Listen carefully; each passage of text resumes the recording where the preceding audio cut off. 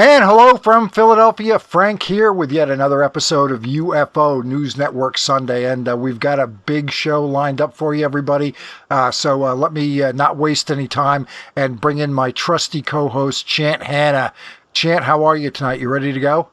I am. Good talking to you, Frank. We had a really interesting week so far with a article that Tony Bragalia worked very hard on. It came out on February 8th of this year, and it's about interesting Pentagon admission that he feels is noteworthy. The title of the article is Pentagon Admits It Has UFO Debris, Releases Test Results. What's your take on this, Frank? Well, we knew this was coming, of course. Tony is really one of my oldest friends in this UFO business. It's been almost 12 years since we first started corresponding. And basically, very early on, I was kind of floundering around, like a lot of people do in this UFO field, and looking for decent information, decent avenues to follow down in terms of getting a better idea of what this UFO craziness is all about. And one of the first people whose work I came across was Tony's, and instantly I was struck that this guy kind of gets it. He was really looking closely at the materials aspect of the UFO phenomenon, and I thought that is exactly the right direction. I wrote him a little fan email, and we corresponded from there, and the rest is kind of history. You know, if it wasn't for Tony Bragalia, this show probably wouldn't exist. Chant Hannah, you and I probably wouldn't be friends. So, that it's sort of the butterfly effect, in terms of the way things worked out. So, I'm extremely grateful to Tony. Again, if it wasn't for him, you wouldn't be listening to this show right now, I'm pretty certain. And I'll be forever grateful to him for that. But he has continued to work on this subject, the materials related to UFOs for... he was well established in it 12 years ago, so who knows? My guess is maybe as many as 20 years he's been working on it. And of course, I got the bug a little bit too, and followed up, and I was looking at some things on my own, and I think I've turned up a few things which we'll double back and talk about a little bit as the show goes on. But basically, the show is going to be divided into 4 different segments. I'm going to talk about, of course, Tony's article and the reaction to it. I'm going to talk about Robert Bigelow's long-standing research into UFO materials.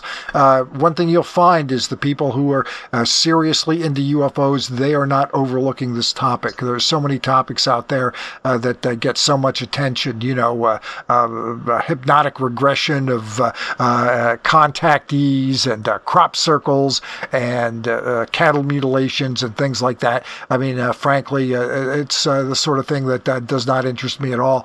Something that does interest me is this very tangible research into the history of materials advancement in the post-Roswell era, and what they're working on right up to this day, and looking to move the entire materials industry forward. And frankly, it already has, and will continue to make our lives better. So it's really important and interesting. I'm also going to delve into the content of the Defense Intelligence Research documents, 5 different papers that were sent to Tony. 3 of them were already out there.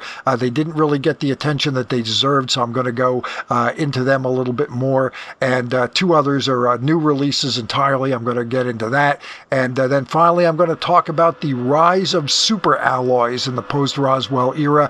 Maybe a little bit of speculation combined with a little bit of history. But I think considering how the superalloys really exploded in the 1950s, again, in the immediate aftermath of Roswell, I think it's well worth going into. So let's get to it, and let's talk about the story itself. It came out Monday, like I already mentioned.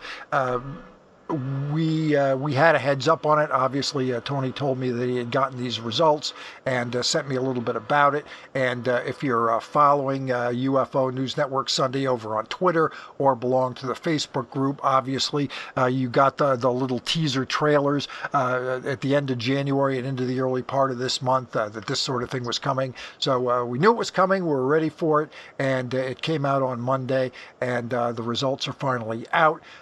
Tony released the article on Monday. Pentagon admits it has UFO debris, releases test results. And let me go initially to the article. First paragraph I'll read to you. A stunning admission by the U.S. government that it possesses UFO debris was recently made in response to a Freedom of Information Act request filed over 3 years ago by this author. Just as an aside, yeah, of course, we had talked about his FOIA requests and his frustration at not getting them filled. Certainly in that 3 year ago, of course, as soon as that New York Times article came out that discussed UFO debris and materials and all that, I mean, he filed that right away, and it took 3 years to get the thing filled. In a reply letter, going back to the article, the U.S. Defense Intelligence Agency has ended decades of speculation by verifying that UFO material has indeed been recovered. Now officially referred to as UAP rather than UFOs, some of this material was placed with a defense contractor for analysis and storage in specialized facilities. Incredibly, part of the information released discusses material with shape recovery properties, much like the memory metal debris found fallen at the Roswell UFO crash in 1947. Now, I'm going to be a little bit less enthusiastic, and my conclusions don't go quite as far as Tony's does. I'm going to go through sort of where I think things are at today, but still, no reason to allow any sort of minor disagreements or discrepancies or cheeky headlines to get in the way of what I think is very important regarding this field. So okay. Okay, yeah, and Chant, Hannah, let's go to you. That's the story was out on Monday, and you have any thoughts to jump in with at this point? Well, I have some random thoughts. First of all, the title of the article, I think it's Pentagon admits it has UFO debris, releases test results. The key word admits. What is your take on that?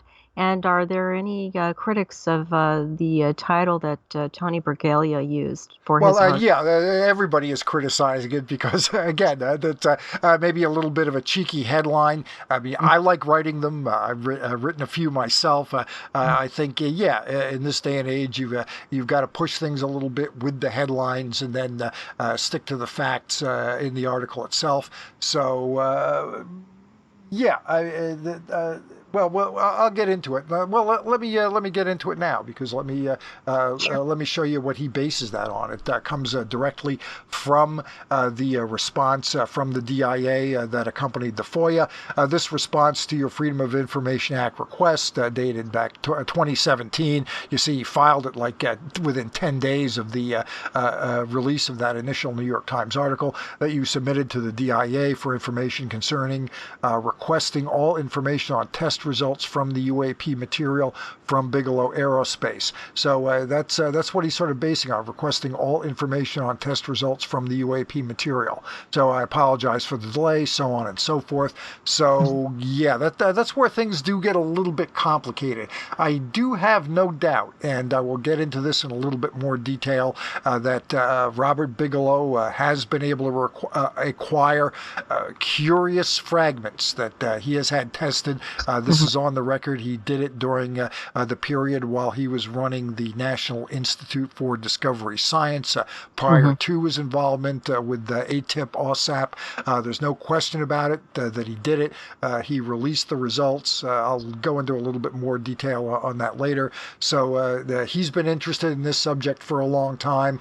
There's no doubt that he may very well have continued to hold on to them during the period that this partnership with the DIA was ongoing, Yeah. and other materials fell into his possession, perhaps between the time where he wrapped up Yeah. NIDS, which I think was around 2004. Hmm. So, and it is possible, although I think less likely, it is possible, but that someone from the inside in the Pentagon, basically, well, your inside guy is Lou Elizondo. Is it possible that Lou Elizondo or somebody that he was working with or knew acquired curious debris inside within the defense industry and then passed that back to Bigelow to be tested? I tend to think that's not the case for a bunch of reasons, which I'll again elaborate on as we go along. But Sure. that's where it's at. That's the headline that Tony wrote, I and I that's would the like to ask you, if you don't sure. mind, the admits part of this title, and then I want to touch on a few things regarding Robert Bigelow, if you don't mind. But you asked what anything I wanted to talk about. I wanted to touch on the title of this article, and then just a few things that Robert Bigelow was involved in regarding some patents. But the admits part of this title, do you see the admits part in this article at all, where it would directly correlate with that word?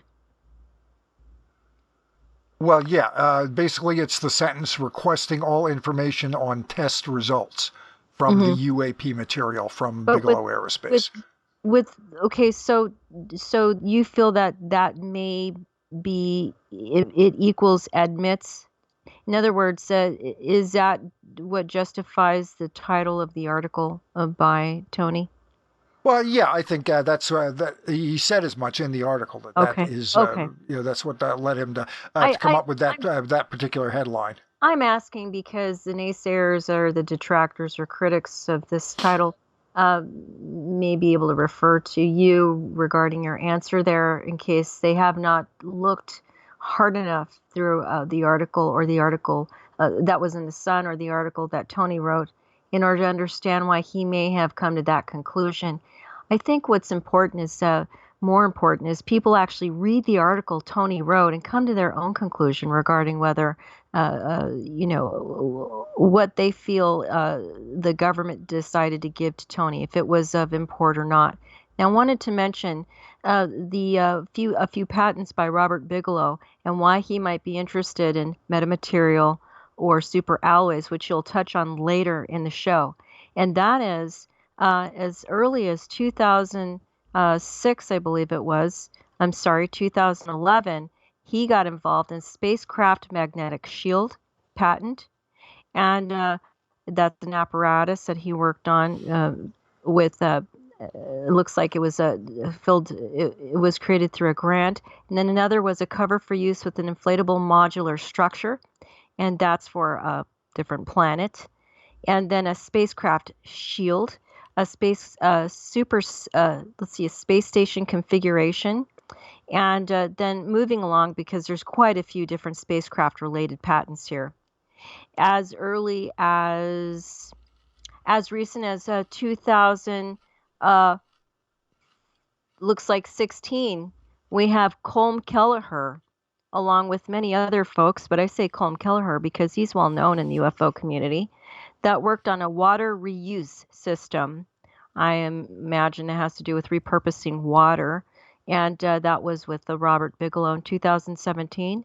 And then in 2017, we have Colm Kelleher involved with Robert Bigelow and a plethora of other folks regarding spacecraft carbon dioxide removal system. Every single one of these patents, or most of them, looks like would involve a metal of some kind. It makes sense to me why he would be interested, that being Robert Bigelow, in super alloy to be able to deal with the tough atmospheres that he might be steadily working on coming to fruition so that the government can use them if they decide to go to another planet.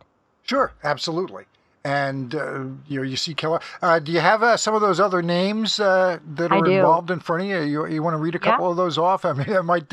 I don't have it in front of me what you've got in front of I'll you, be so there happy to might be read it some too. interesting names And there. what I'm going to do while I'm mentioning them is I'm going to also give you the link here so you have access to Okay. actually grabbing it. So just one sec, take me about 5 seconds here. All right, so it looks like some of the other names involved here. are Lorenzo Flores, Juan Plata, Jared Rugg, Derek Johnson, David Birchler, Daniel Crizon, Philip Fowler, and that was for the spacecraft carbon dioxide removal system in 2017. Then we also have the water reuse system, which involved, of course, Robert Bigelow, Sherwin Gromley, Colm Kelleher, Robert Hale, Keith Cooker. So I'm just going to see if Okay, yeah, none of those names immediately jump out to me as yeah. familiar, but if they do to somebody else, then here's your opportunity to follow up a little bit. So that's basically where that is. But one thing I do want to stress, and people get always bogged down in denotations and don't look at the connotation. Even if you disagree with the headline, even if you disagree with some of Tony's conclusions, that article is really an excellent article because he does go into a lot of detail about the history of materials advancement, especially in relation to nitinol throughout the article. So that's why it's so important. Don't get bogged down. Tony Bragalia is not somebody like a Corey Good who just makes things up, or some of the other fantasists that are out there in the field. You don't have to agree with all of his conclusions about what he found to take a closer look at what he found and get something out of it. That's a point that I really want to stress to everybody out there.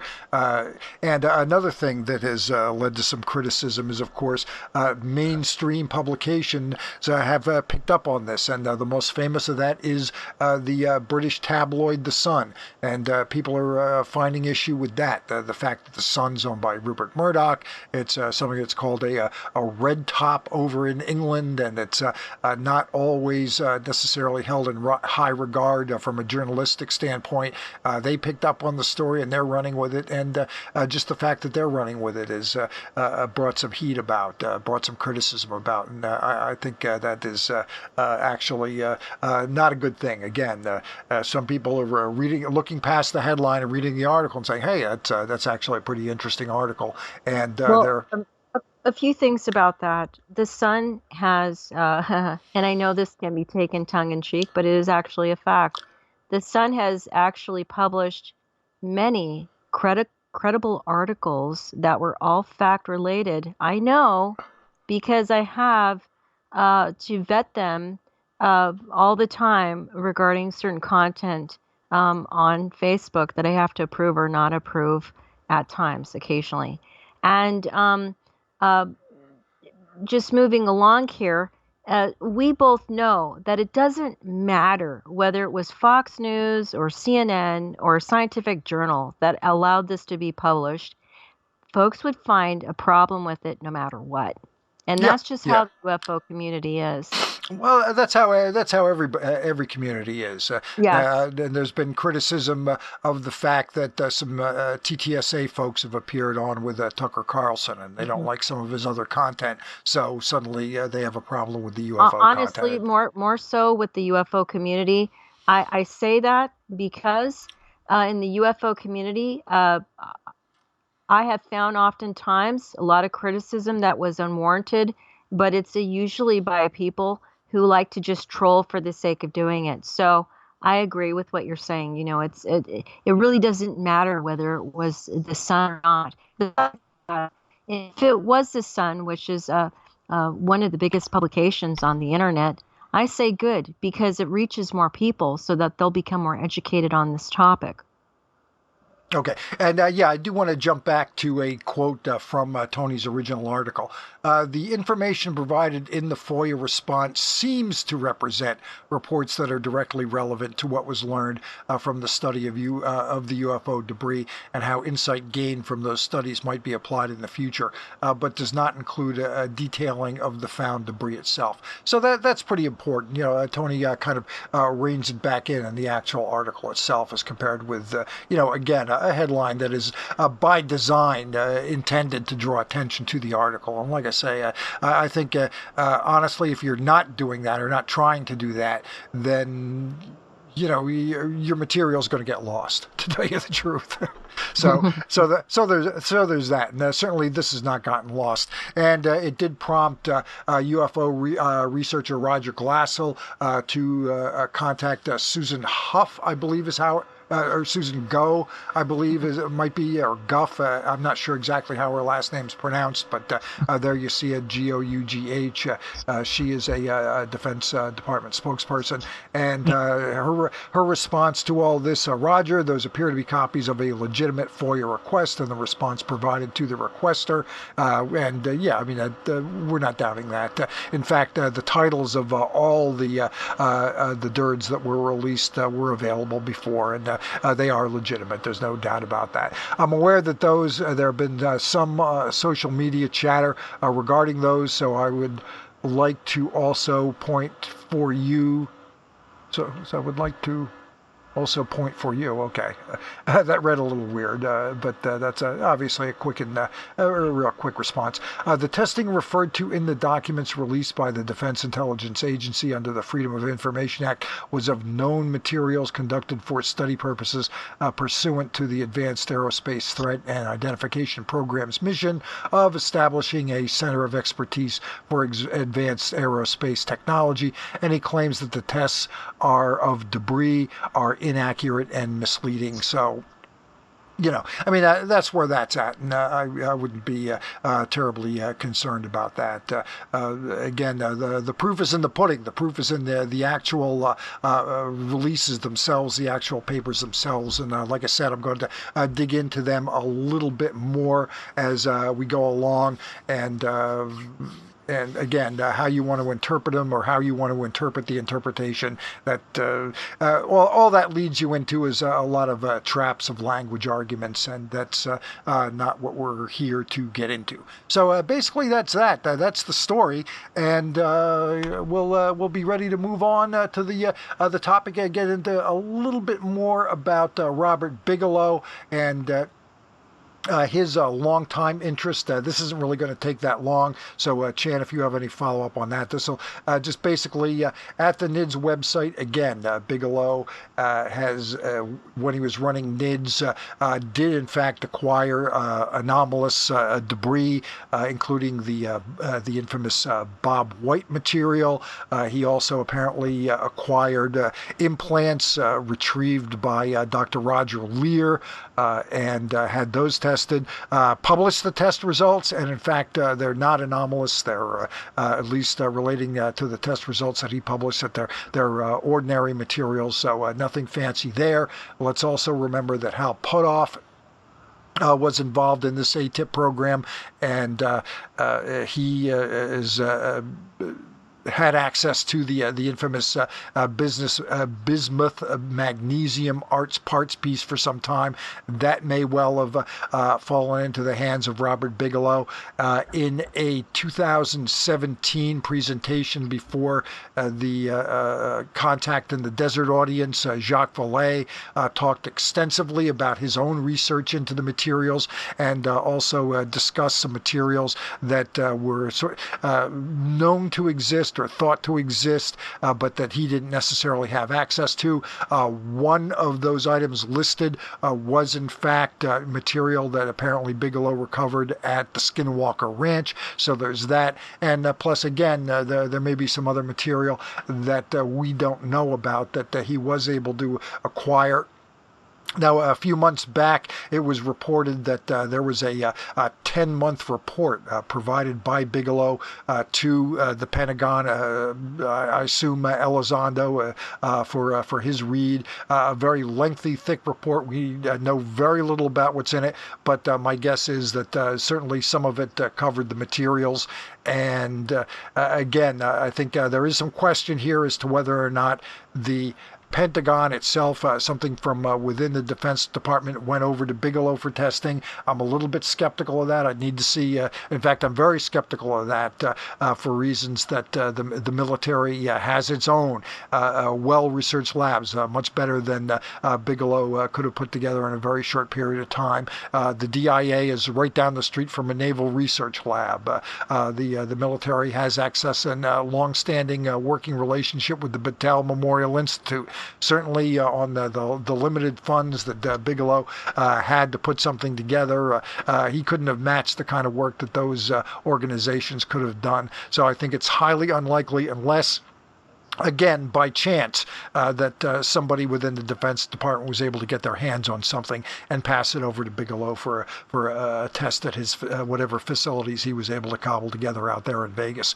But still, I would need to see more before I hold it out there as a possibility, but I would need to see more before I said that was a certainty. But obviously, there's no question materials were of great interest to this particular research and to a lot of other research that's gone on in and around the UFO field going back almost 75 years now. So there's that. There's the Robert Bigelow update, and then basically what I want to do now is to go into a little bit more detail on those defense DIRD research papers, and we'll be talking about that. So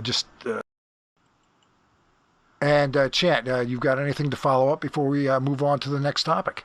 Yes, I just wanted to mention for our listeners' sake that Linda Moulton Howe claimed that she and Art Bell, of course, if people don't know who Art Bell was, he was the original late night host. The host of Coast to Coast AM, and he acquired the medal with her in 1996. On Linda Moulton Howe's website, which is on earthfiles.com, she has a tiny little screen grab that says, Granddad spent a total of 26 weeks in the team that examined and debriefed the lone survivor of the Roswell crash. Granddad's affiliation with the project, in quotes, ended when the occupant was to be transported to a long-term facility.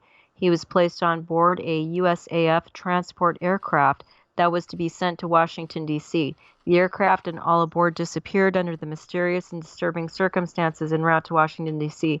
Above this little tiny screen grab that she has of the text I just relayed to you all, there is a picture of a mysterious bismuth and magnesium zinc metal, is what it says here as a title, from bottom of wedge-shaped UFO on her research updates. So it's just important that folks understand a little bit of background alleged history regarding this metamaterial that continuously comes up when people talk about it in the UFO community. Yeah, there are a lot of pieces that are floating around that have been tested. Some of them have come up very curious. Not all of them, though. Most of them basically get explained as being mundane, explainable, not necessary. Nothing that would indicate that it might have been manufactured from some other planet, some advanced civilization. Well, allegedly, and according to Linda Moulton Howe, and it was DeLong. They both believe that if there's enough terahertz that it's hit with, it being the metamaterial that was paid for by TTSA, I think it was 35 grand they paid for it. Yep. That with its hit with enough terahertz, it will actually float in the air. So that's also important for our listeners to understand. Yeah, that claim is out there, and I'd like to see it if it's by. But I am about that piece in particular. I am more than a little bit skeptical about. Yeah, so am I. So ready to move on to the next segment? Okay. Yes, thank you. Okay, so let's get into the meat a little bit of these papers and provide an overview of these overview papers that were commissioned by Bigelow and turned over to the Defense Intelligence Agency. Let's start with the first one. This one had already been available. It is metallic glasses status and prospects for aerospace applications. Now, we know that these papers were commissioned for a UFO program. We don't know and don't even think it's likely that the authors of these papers knew that they were writing for a UFO program. It was, after all, the advanced aerospace weapons threat identification program or whatever acronym they use to commission these fellows. So they may not, they likely didn't even know that they were writing for a UFO program. So why would a UFO program be interested in metallic glasses? Well, can't say for sure, but we certainly have had witness accounts where UFOs appear to be glass-like or semi-transparent. Maybe that had something to do with it. In the paper, the author, John Hufnagel of Johns Hopkins University, says that the metallic glasses, at least that he's writing about, aren't, they're glass, but they aren't transparent the way we think of a window glass or something along those lines. But be that as it may, it had already been available. Hufnagel seems dubious about any near-term usefulness in terms of aerospace or anything along those lines, and doesn't provide much detail regarding specific potential applications. So at the time of this writing, my guess is that this particular field is very much in its nascent stages, and of the 5 papers that were released together, this was the least interesting to me, with all due respect to Hufnagel. Now, the second paper was written by Bruce Howe. This is a new release on the biomaterials, and this was of particular interest to Tony because of his interest in nitinol, and obviously I'm interested as well. Nitinol, of course, titanium. It does go into some detail about the biocompatibility of titanium. It is, as far as I know, the most biocompatible of all the metals, and is used in biomaterials. Basically, also discusses nitinol in a biomaterial context. It's used in heart stents, for example. Works a little bit better than the old school balloons as far as keeping that heart pumping, keeping people alive. Basically, it's a pretty well-established field that Tao concludes there is opportunity for the future. Of course, he doesn't go into too much detail in terms of what that might be, but the field is pretty well established, has been around for a while. Why would they commission a report on biomaterials? Well, again, we've heard these accounts of the people going on board crafts and saying they've been able to fly these UFOs with the power of their mind. A lot of talk about ETs with this capability of psychic communication, perhaps somehow materials involved with that. I would think that is some of the reasoning behind it, although Tao spoke directly to the use of biomaterials in the medical field currently. We also know the military, DARPA, and also the RAND Institute has written extensively about the military's interest in developing a direct brain interface with technology compatibility, being able to, again, sort of control vehicles with the power of the mind, that sort of thing. So you can see here why that particular field might be of some interest to those guys. And the third paper we've got, this one written by John Williams from Ohio State University. Again, this had been available. I think the most interesting of the available papers covers titanium alloys and titanium supercomposites and their use in hypersonic flight vehicles, and also nickel-based superalloys. The superalloys, excuse me, I'm going to get into a little bit in more detail later on. It's an interesting term you might want to keep in mind that hasn't been thrown around in the UFO field that much. Hopefully it does a little bit more. Superalloys, it's actually kind of an old term.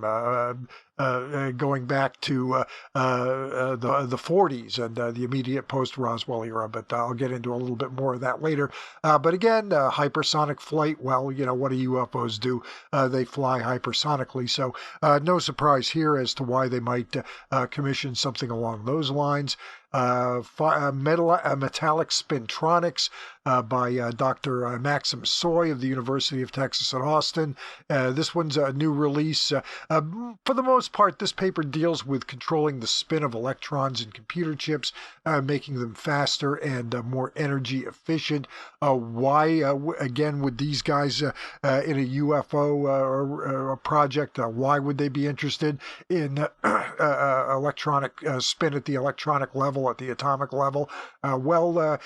This goes back to an interview that we did with Gary Nolan back in December of 2017, right after the original New York Times story came out. He was nice enough to answer a few questions about the materials aspect. If you remember, the story did, in passing, mention metamaterials and materials recovered from crashes. And of course, Tony, in the immediate aftermath, filed that FOIA request that was just answered in the last few weeks or so. But here's the quote from Nolan. Again, he's talking about isotopes, and he gets into spin a little bit down the road. There are natural ratios of these isotopes that are largely governed by stellar decay processes, centrifugal forces during planetary formation, and proximity to gamma and other radiation sources.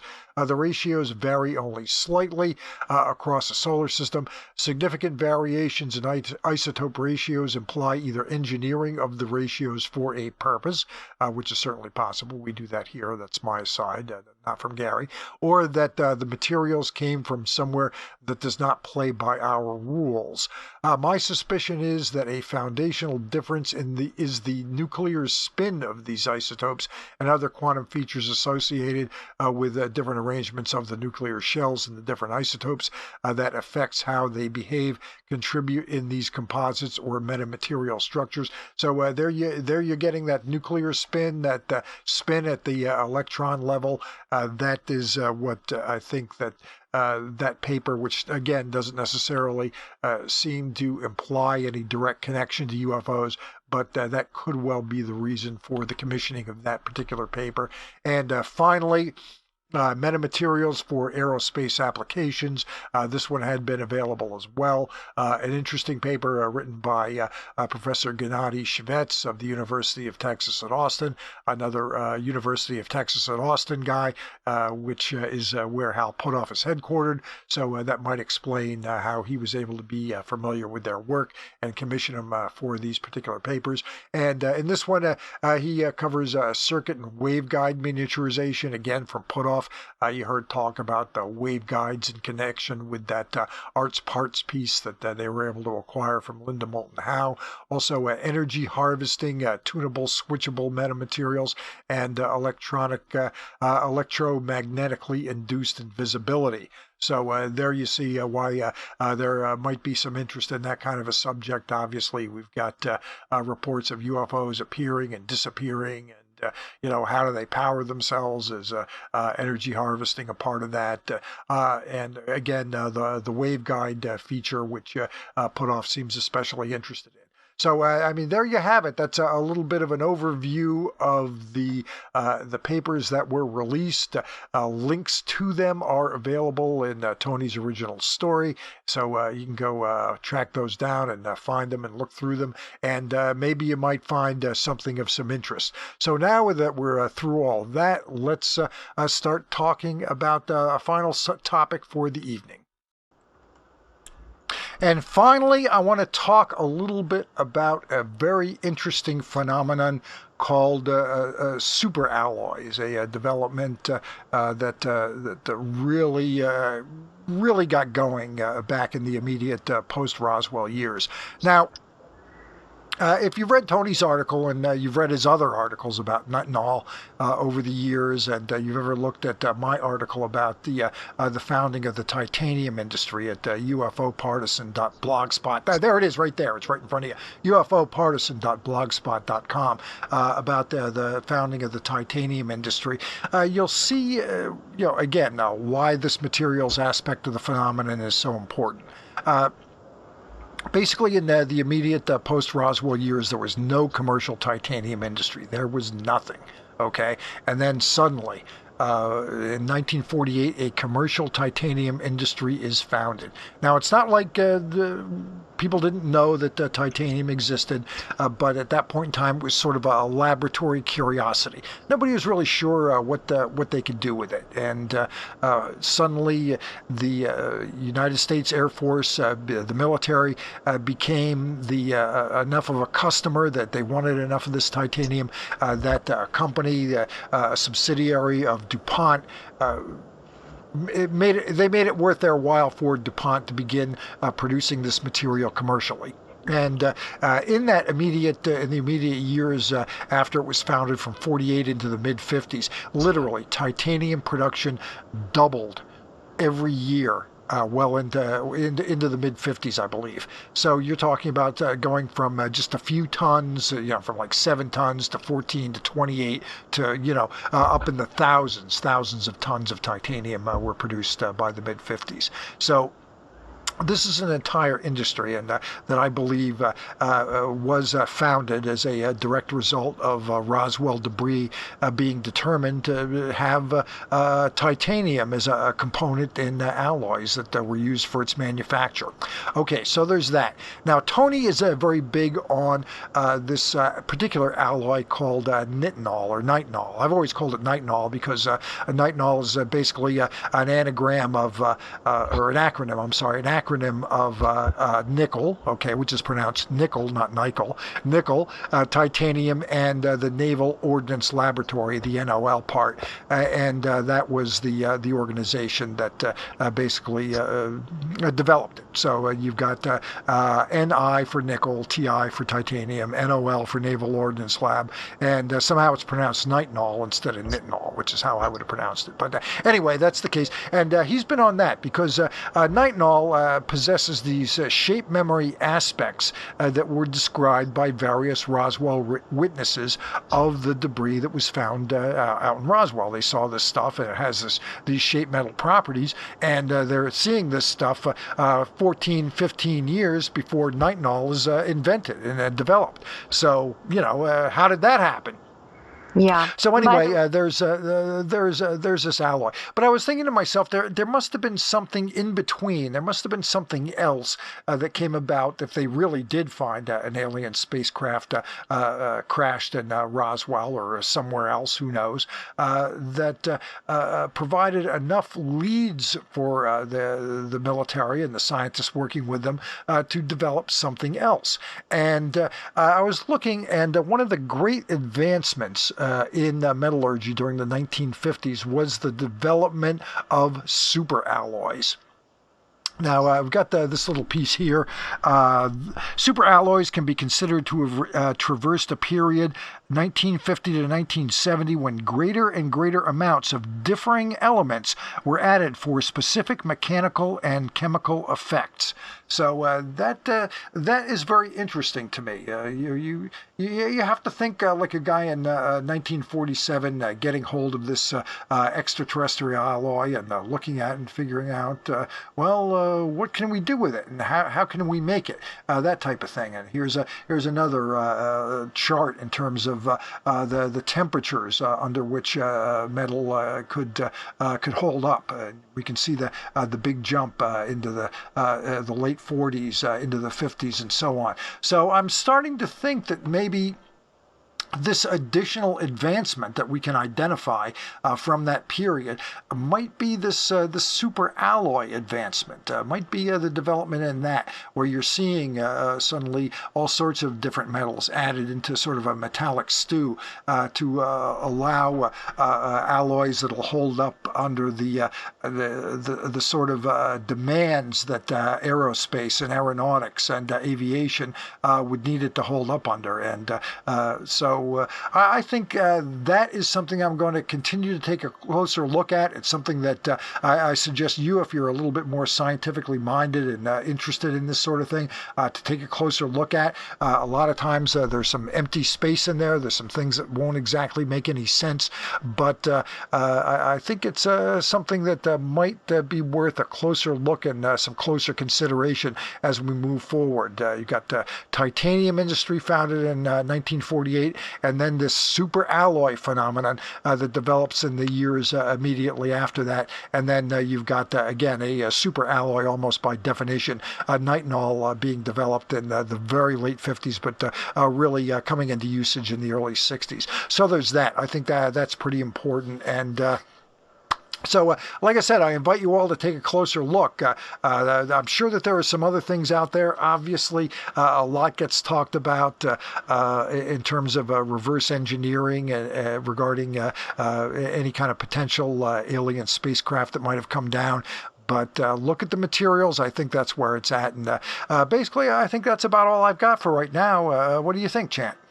I just wanted to mention something that may be important to our listeners, and that is nitinol or nitinol, whichever you prefer to call it.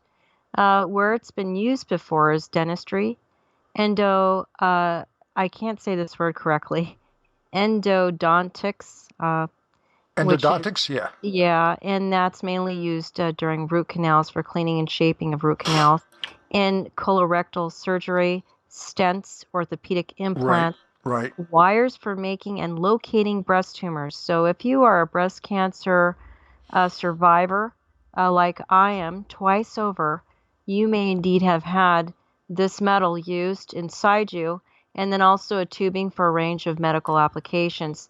Then moving along here, various metals out there.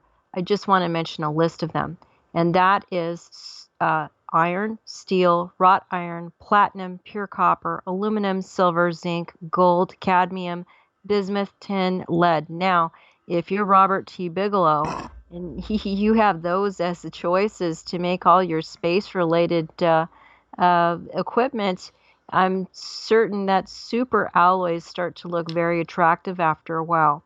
Wanted to ask you, I know why he'd want to use them, but can you please tell our listeners why you imagine he might be acutely interested in super alloy possibility? Well, super alloys can be based on, and again, I'll stand corrected. Nobody jump all over me because I'm not a metallurgist, but this is basically I came across within the last few days and I thought was interesting, and I want to get it out there so other people take a look at it.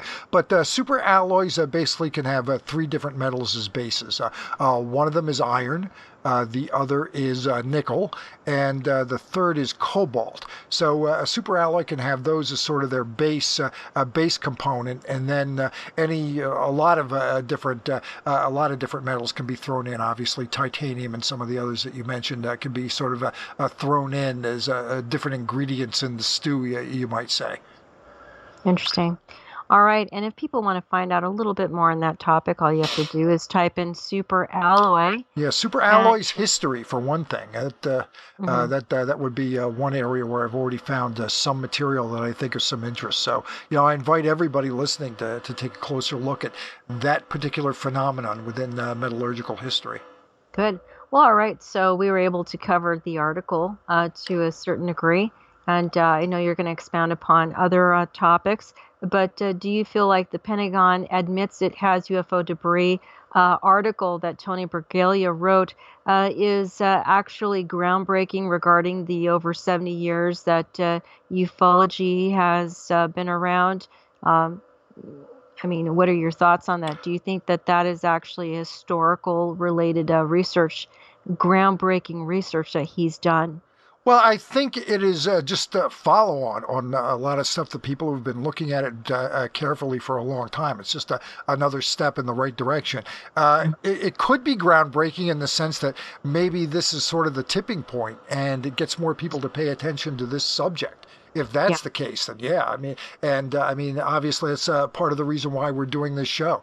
The materials, it's kind of sat for a while, and it really hasn't gone anywhere. And if this is kind of the kick it needs, there are other studies going on. There's still the Valet Nolan study. Valet Yeah. talked about it, and Gary Nolan had talked about, hey, we're looking to publish, or get something published, and get that out there. And I mean, 3 years afterwards, it hasn't happened. So, and if they don't want to take a closer look, historians can go back and dig in and take a closer look at the history. There's a lot of things that are sort of unanswered here. It's a lot clearer as far as the founding of the titanium industry, because we know that it was the military that kind of got those doors open. But Yeah. things advance in curious ways. I mean, people, especially very clever people like scientists, they don't need too much of a lead to follow up and to take something a little bit further, and then somebody else takes that lead and takes it a little bit further, and that, and builds and builds and builds. And even back in those pre-internet days, information got around. There were journals, people corresponded with each other, so on and so forth. So Yes. information, even in that day and age where there were phones and letters, information still traveled pretty quickly and got around. And again, just a little piece of information leads to the next piece of information, leads to the next piece of information, whether you're talking about scientific advancement or if you're talking about UFO research. It's a sort of it's a science, sort of a social science, but you sort of follow the same process to a certain extent. The other thing I wanted to mention is, and you'll have to correct me if I'm not right, I believe Tony actually wrote out his FOIA request up to 3 years ago and had to wait that long for. Yeah, and Yeah. he wrote it right after that initial New York Times article came out. Where Yeah. they started talking about the materials in that article. So again, that mention in the article prompted him to write the FOIA request, and yeah, it did take 3 years for it to come back, probably a little bit too long. And what we got back are those DIRDs, which are very interesting, and it does create a very interesting overview. And we've got a pretty good idea why those particular papers were commissioned. So Well, we know more than we did last weekend. Let's put it that way. you and I talk to researchers all the time that have told us the government is famous for either ignoring them or playing games with them regarding FOIA requests. So honestly, I'm surprised they got back to them this fast. But anyway, wanted to mention something else to our listeners regarding this fascinating article that Tony wrote.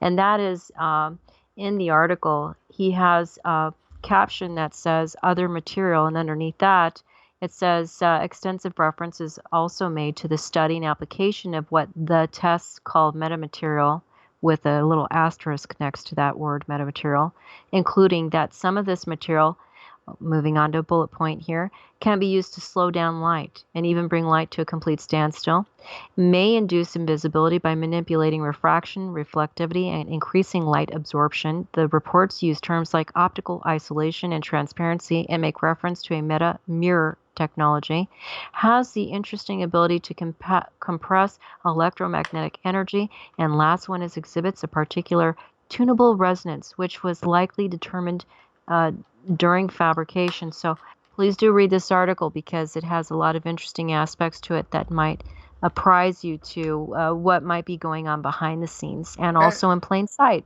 Right, and the links to the actual papers are in there.